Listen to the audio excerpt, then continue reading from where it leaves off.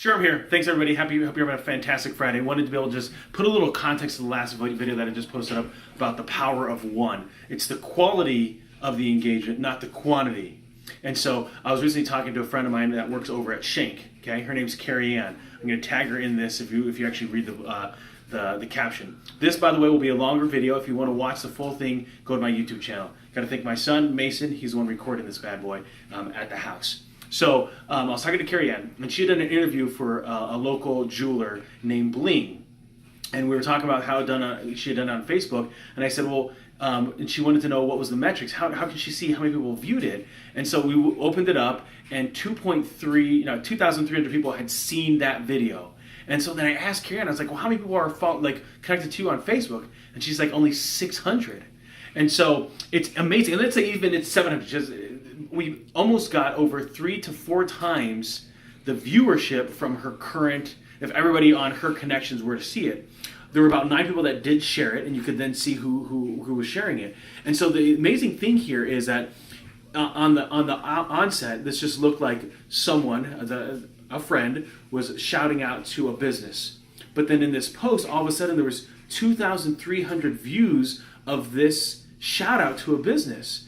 And then what happened on top of this, a bank that's here locally saw it, and they are the ones that shared it. And so that's the power of the one, right? Is all that you need is one raving fan to like the stuff that you're putting out, and they can then expand it way beyond your capabilities. I don't know how many followers that Bling has, but I know it's not 2,300. And that, my friends, is the power of social media. And so I know a lot of people are like, well, I don't need to use it for work. I don't need to use it personally.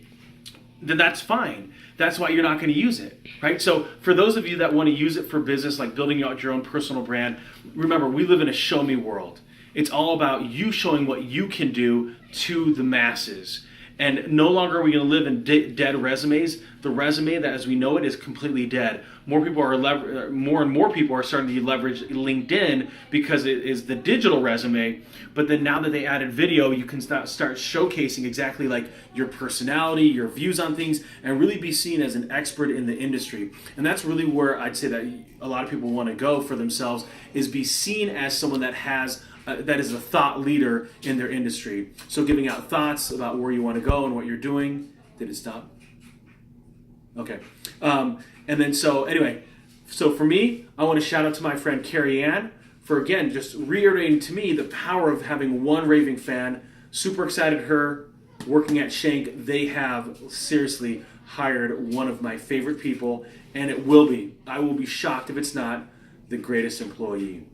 And the reason is because she's got great ideas on how to help everybody win, and she wants to be able to not only work on the face-to-face, belly-to-belly format, which we're traditionally used to, but then she's also going to leverage social media and really just crush it. So super excited for you, Carrie Ann.